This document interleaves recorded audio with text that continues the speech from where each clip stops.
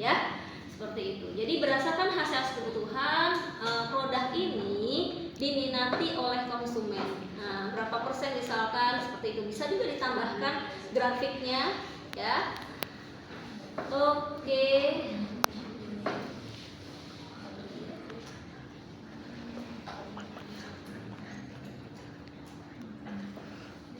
Nah, perumusan visi misi tadi bisa dibuat, nanti setelah ini akan ada diskusi kelompok, silahkan untuk menentukan visi dari usaha Anda apa, misi dari usaha Anda apa, seperti itu. Oke. Tujuan usahanya, manfaat usahanya, seperti itu. Terus deskripsi usaha. Nah, ini lebih dalam lagi. Jadi deskripsi usaha ini bisa dikatakan sebagai gambaran umum dari beberapa hal yang sudah disebutkan latar belakang dan sebagainya. Nah, ini dia home industry, lokasinya di Taman Banten Lestari ya, karena mungkin di sana produksinya seperti itu. Oke, ini juga bisa deskripsi usaha disampaikan keunggulan. Jadi produk kita dibandingkan produk yang lain, unggulnya ada di mana? Seperti itu. Nah, misalkan di sini enok kita unggulnya ada varian rasa, gitu ya, ada jeruk, rumput, rumput doang. Rasa daun jeruk, rumput laut mungkin ya. Oke, jadi ada pedas daun jeruk, rumput laut dan original, ya. Jadi berbeda. Biasanya kalau jamur crispy yang ada di abang-abang kan apa? Barbecue, balado, paling enggak kayak gitu. Nah, ini tambahannya itu. Jadi ini disampaikan dalam deskripsi usaha kita. Apa yang membedakan produk kita dengan produk yang lain? Kalau produk lain sudah ada, ya berarti apa yang membedakan itu? Gitu. Bisa juga ditambahkan di sini ada grand opening dengan penawarannya seperti apa, gitu ya. Nah, ini aspek produk. Oke, aspek produk itu isinya apa? Deskripsi produk tadi bisa ditambahkan juga sekilas lagi, ditambahkan keunggulan produk. Nah, ini lebih detail lagi. Kalau tadi kan hanya umum saja, nah ini lebih detail lagi. Kenapa rendah kalori gitu ya? Karena memang tadi kan dari jamur seperti itu. Nah, teksturnya dan sebagainya.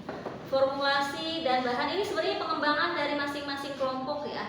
Karena setiap proposal saya juga tidak menjelaskan secara detail aspek produksi itu isinya apa. Jadi kadang-kadang pengembangan dari kelompoknya. Bisa di sini tambahkan deskripsi produk, keunggulan produk, formulasi dan bahan baku, proses produksinya bisa di situ, kemasan dan pelabelan. Nah, kalau tadi di sini proses produksi, jadi lebih kepada bagaimana kita memproduksi produk tersebut, mulai dari persiapan sampai tadi pengemasan dan lain sebagainya ya. Nah, ini pengemasan juga harus ada di dalam proposal Anda. Jadi untuk pengemasan packagingnya nanti kayak gimana? Mau pakai apa packagingnya? Logonya nanti kayak gimana logonya? Nah, itu juga bisa dimasukkan di sini, logo dan kemasan produknya. Ya. Oke. Nah, ini sih penambahan nih, masa simpan dan penyimpanan, standar mutu dan pengawasan. Saya nggak menyampaikan, tapi boleh silahkan dikembangkan. Selanjutnya ada aspek pemasaran. Oke, sebentar. Untuk jadi analisis kebutuhan yang kemarin kita sudah lakukan, itu bisa masuk ke sini ya. Harus loh. Kalau nanti tidak ada, saya penilaiannya berkurang ya, karena itu kan pernah yang kita lakukan. Jadi itu harus dimasukkan dalam proposal. Misalkan di kemasan dan pelabelan, kemasan, packaging ditanyakan kan di dalam JIFOM. Nah, nanti bisa disampaikan apakah kalian memang sesuai misalkan dengan analisis kebutuhan, atau misalkan itu jadi dasar saja kalian kembangkan lagi, atau tidak berdasarkan kebutuhan tapi alasannya apa gitu. Itu bisa dimasukkan di sini. Dan lain-lain ya, selain pengemasan mungkin kalian bisa analisis sendiri di dalam JIFOM itu yang bisa dimasukkan ke proposal yang mana. Nah, aspek pemasaran. Aspek pemasaran ini kita harus menentukan segmentasi pasar. Ya. Jadi segmentasi pasar kita siapa? Pernah ini dibahas ketika kuliah pakar kan? Segmentasi. Nah, segmentasi itu apa segmentasi? Segmentasi itu apa?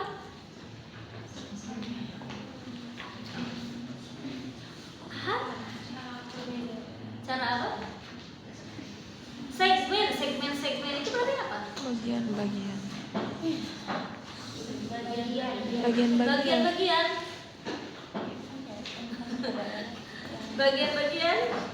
bisa bagian-bagian dan kita masuk dalam bagian mana gitu ya, seperti itu ya. Oke, jadi segmentasi pasar kita harus tahu dulu produk kita ini masuk dalam segmentasi yang mana. Jadi segmentasi itu ada beberapa. Kalau kita nanti sebenarnya materinya akan dibahas di di MK yang lain. Nah, ini kita bisa cek di sini ya. Segmentasi pasar itu tadi kita menentukan kira-kira membagi pasar kita itu masuk ke dalam karakteristik yang mana, produk kita itu masuk dalam segmen yang mana gitu ya. Kenapa kita harus menentukan? Agar kita tahu ini cocoknya produk kita untuk siapa.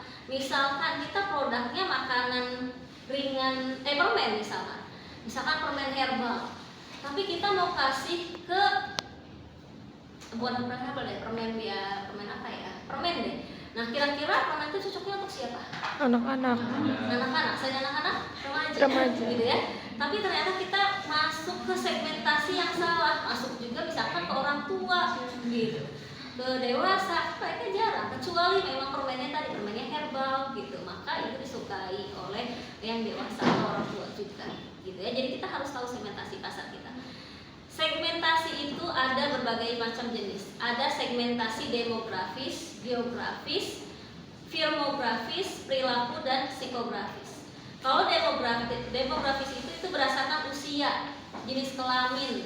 Nah, itu demografis, tingkat pendidikan dan lain sebagainya. Usia, misalkan tadi ya, jadi permen itu cocok untuk usia berapa? Kalian harus menentukan produk kita ada untuk kalangan usia tertentu enggak gitu, atau untuk semua kalangan usia. Nah, jadi harus menentukan itu dulu. Nah, secara demografis, segmentasi demografis, kita masuk dalam usia apa produk kita itu?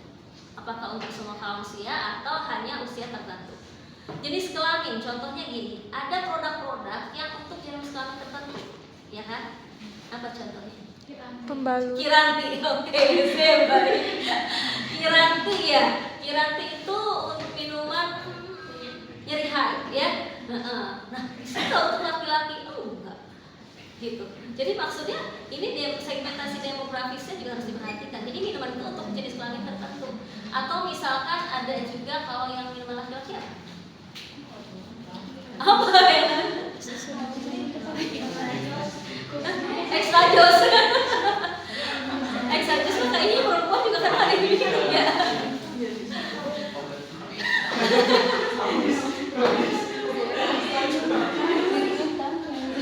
Ada minuman susu Elmen. Itu untuk laki. Minum juga Elmen. Oh, nge-gym.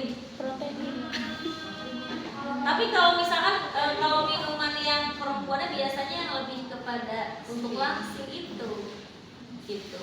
Ya, jadi maksudnya ada beberapa jenis kelamin ya. Sok atuh nanti cari contohnya ya. Itu demografis. Jadi segmentasi demografis nanti disebutkan di dalam proposal Anda ya.